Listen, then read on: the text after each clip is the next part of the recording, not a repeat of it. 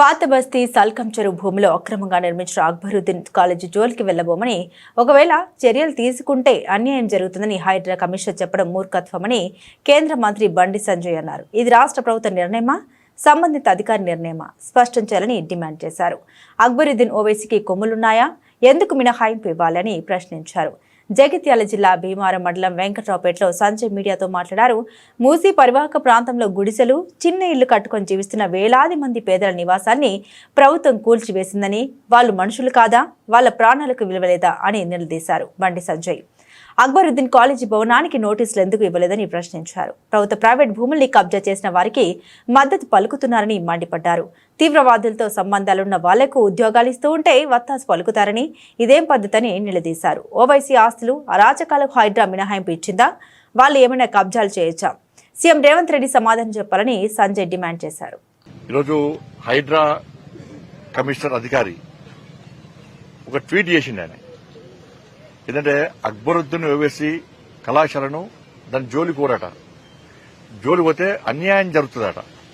పాపం ఈయనకి ఏం అన్యాయం గుర్తొచ్చిందో ఆయనకి ఏం తెలుస్తుందో మనకు అర్థం కాలేదు. ఒక అధికారి ఒక పార్టీకి వత్తాసు పలకడం ఇంతకంటే మూర్ఖత్వం ఇంకోటి కాదు. మరి ఈ అధికారి ఆలోచన రాష్ట్ర ముఖ్యమంత్రి గారు స్పష్టం చేయాలి. ఆయన అది ఆలోచన రాష్ట్ర ప్రభుత్వం యొక్క నిర్ణయమా, లేకుంటే ఆ అధికారి యొక్క సొంత నిర్ణయమా స్పష్టం చేయాల్సిన బాధ్యత రాష్ట్ర ప్రభుత్వం మీద ఉంది. ఎందుకు అక్బరుద్దీన్ కు కొమ్ములున్నాయి ఏమన్నా, ఎందుకు ఇవ్వాలి ఎగ్జామ్షన్ వాళ్లకు?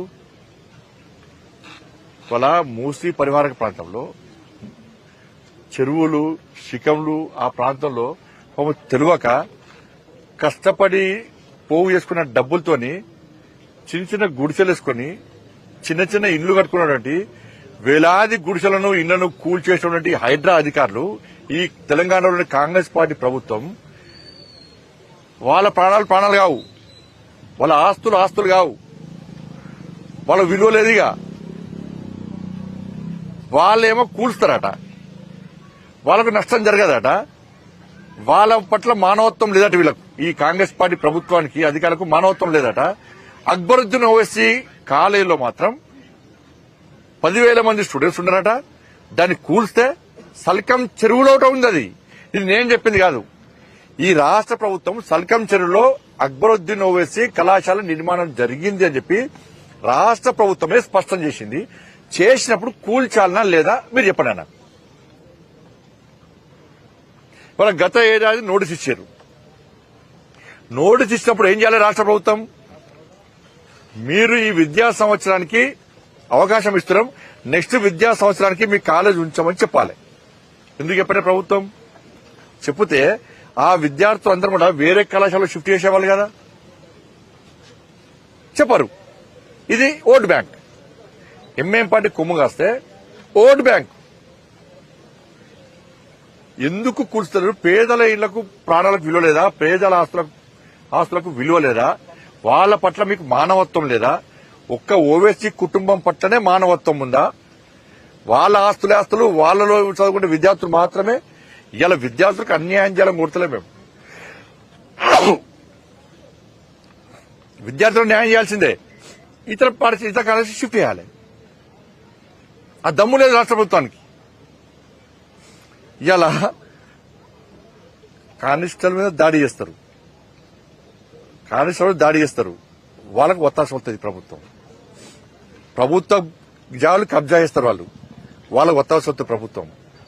ఓవైసీ కుటుంబానికి ప్రైవేటు జాగాలు కబ్జా చేస్తారు, వాళ్ళకు ఒత్తాసు వస్తుంది ప్రభుత్వం. కరెంటు బిల్లు కట్టరాళ్ళు ఓల్సిటీలా, వాళ్ళకు ఒత్తాసు వస్తుంది ప్రభుత్వం. తీవ్రవాదులకు స్థావరాలు ఇస్తారు వీళ్ళు. ఓవైసీ కళాశాలలో విద్యార్థులను తయారు చేస్తున్నారంటే ఎవరైతే తీవ్రవాదులతో సంబంధం లేవో వాళ్ళకు ఉద్యోగాలు ఇస్తుండదు. అలా ఇది నేను చెప్పింది కాదు. అరెస్ట్ చేసి తీసుకుపోయి ఇక్కడి నుంచి. ఇదెక్కిరి ఆలోచన తెలంగాణ సమాజం గుర్తించాలి. తెలంగాణ సమాజం గుర్తించాలి దీన్ని. రాష్ట్ర ప్రభుత్వం యొక్క ఓట్ బ్యాంక్ రాజకీయాలను ఇలా తెలంగాణ సమాజం, హిందూ సమాజం గుర్తించాల్సిన అవసరం ఉంది. హైడ్రా విషయంలో ఎంఏం పార్టీ నాయకుల ఆస్తులకు ఎగ్జంప్షన్ ఇచ్చారా మీరు? వాళ్ళు కబ్జాలు చేసుకోవచ్చా? చెరువులు జాగలు అన్ని కబ్జా శిఖం అన్ని కబ్జా చేసుకోవచ్చా? పేదల ప్రాణాలకు పేదల ఆస్తులకు వీళ్ళలేదా? అయితే గొప్పదని చెప్పుకున్నటువంటి రాష్ట్ర ముఖ్యమంత్రి గారు దీని మీద స్పందించాల్సిన బాధ్యత మీ మీద ఉంది. ఇది మంచి పద్ధతి కాదు.